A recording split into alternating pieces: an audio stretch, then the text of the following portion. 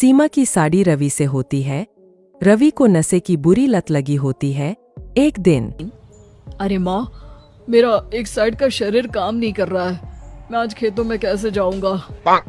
अरे बेटा, ऐसा ना बोल। तेरे पापा के जाने के बाद से तू ही घर चलाने का सहारा है। मैं डॉक्टर को बुला लाती हूँ। देखिए बहन जी, रोहन के शरीर के एक साइड में लकवा है। अब वो कभी ट्रैक्टर नहीं चला पाएगा। घर में मंहूसियत का माहौल हो जाता है। लीजिए माँ जी, रोटी खा लीजिए। अरे बेटा, मुझे तो भविष्य की चिंता हो रही है। मेरा एक ही बेटा है और वो भी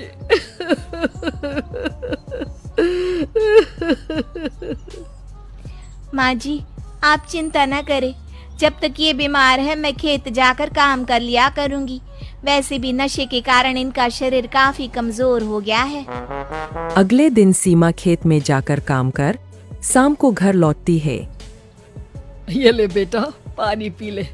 कैसा रहा काम का पहला दिन? माँ जी, काम तो ठीक है, लेकिन मैं अगर ट्रैक्टर चलाना सीख लूँ ना तो काम और भी आसान हो जाएगा।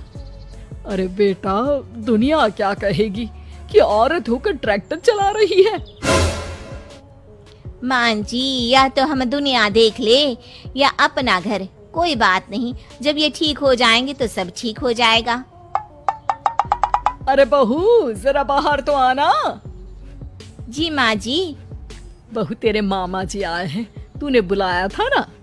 हाँ माँ जी, वो मामा जी ना आज से मुझे ट्रैक्टर चलाना सिखा। सीमा मामा जी से ट्रैक्टर चलाना सीखती है। वो मन लगाकर खेतों में काम करती है। और एक दिन, माँ जी, पता है इस बार पूरे गांव में सबसे ज्यादा फसल का उत्पादन हमारे खेतों में हुआ है। इस साल तो खूब पैसे आएंगे। हाँ। सास खुश नहीं होती है। वो चुपचाप वहाँ से जाने लगती है। तभी सीमा उसे रोक लेती है। क्या हुआ माँ जी, आपको खुशी नहीं हुई? बेटा, आज डॉक्टर साहब बोल रहे थे कि रोहन के ठीक होने के लिए 5 लाख रुपए की जरूरत है। समझ नहीं आ रहा क्या करूं। सीमा शांत हो जाती है। अगले दिन सास सीमा के पास आती है। बेटा, ये मेरे गहने हैं। इसे अपने गहनों के साथ जोड़कर सुनार को दिया। जितने पैसे हो ले आ, डॉक्टर को आज ही देने हैं। सीमा अपने गहने और सास के गहनों को लेकर दुकान में बेचकर पैसे लेकर घर आ जाती है। माँ जी, सिर्फ 3 लाख रुपए का ही इंतजाम हो पाया है। बाकी के पैसे कैसे आएंगे? बेटा, अब तो एक ही चारा है, हमें जमीन भी बेचनी पड़ेगी। माँ, खेत बेच देंगे तो खाएंगे क्या? अरे बेटा, कोई दूसरा चारा भी तो नहीं है। रोहन ठीक हो जाए तो वो मेहनत करके इससे भी बड़ी जमीन ले लेगा। सास बहू मिलकर खेत भी बेच देते हैं। अब पूरे पैसे लेकर सास डॉक्टर के पास जाती है। डॉक्टर साहब, ये लीजिए सारे पैसे। बस किसी तरह मेरे बेटे को ठीक कर दीजिए। आपका बेटा ठीक तो हो जाएगा, लेकिन 6 महीने का समय लगेगा। सास बहू सोच में पड़ जाते हैं कि अब तो कोई जारिया भी नहीं रहा जहाँ से उन लोगों की कमाई हो। अब कमाएंगे नहीं तो खाएंगे क्या? माँ जी, मेरे माता पिता ने लड़की होने के कारण मुझे ज्यादा पढ़ाया लिखाया नहीं, लेकिन ट्रैक्टर चलाना सीखकर मैं कुछ काम करने के लायक तो हो ही गई हूँ।